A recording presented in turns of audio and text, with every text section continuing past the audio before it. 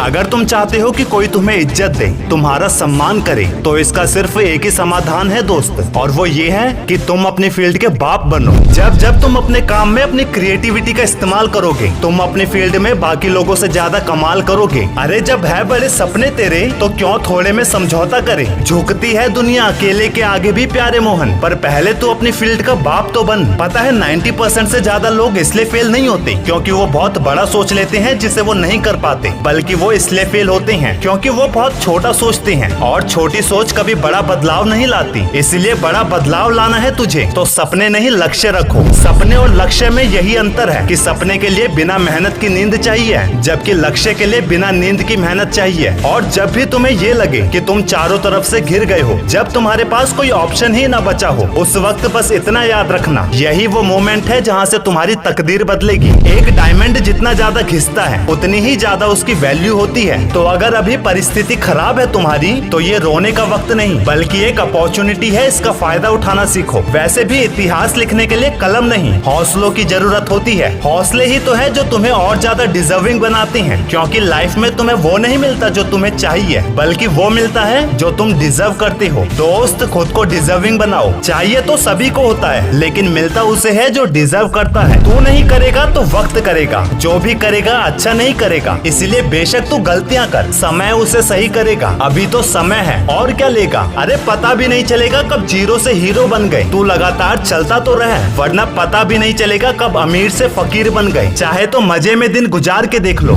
याद रखना दोस्त, जब तुम ये कहते हो कि आई कैन डू बेटर, तो ये तुम्हारी मेंटल कैपेबिलिटी को बढ़ा देता है। इससे तुम्हें काम करने में पॉजिटिविटी भी मिलती है। आई कैन डू बेटर बोलना तुम्हारे लिए फायदेमंद है। इसे हर काम करते समय जरूर बोला करो, और हर रोज उठकर अपने लिए एक टारगेट फिक्स करो। चाहे छोटा सा ही टारगेट फिक्स करो, लेकिन जरूरी ये है कि टारगेट होना चाहिए, और पूरा दिन उस टारगेट को अचीव करने में लगा दो। तुम्हारी लाइफ ऑटोमेटिकली चेंज होती चली जाएगी दोस्त। ये बड़े अफसोस की बात है, जब वक्त थोड़ा साथ नहीं देता तो लोग अपनी ही काबिलियत पर शक करने लगते हैं। पर अगर उसी काबिलियत का लगातार इस्तेमाल किया जाए तो वक्त भी बदल जाता है, जिसे लोग ऑब्जर्व नहीं करते। कारण उनका सारा ध्यान उस तरफ चला जाता है जो उनके पास नहीं है। और जिस वक्त तुम उस चीज की तरफ देखते हो जो तुम्हारे पास नहीं है, उस वक्त तुम्हारी किस्मत बुरी होती है। और जिस वक्त तुम उस चीज की तरफ देखते हो जो तुम्हारे पास है, उस मोमेंट तुम्हारी किस्मत अच्छी होती है। दोस्त, आंखें भी खोलनी पड़ती है उजाले के लिए। सिर्फ सूरज निकलने से अंधेरा दूर नहीं होता।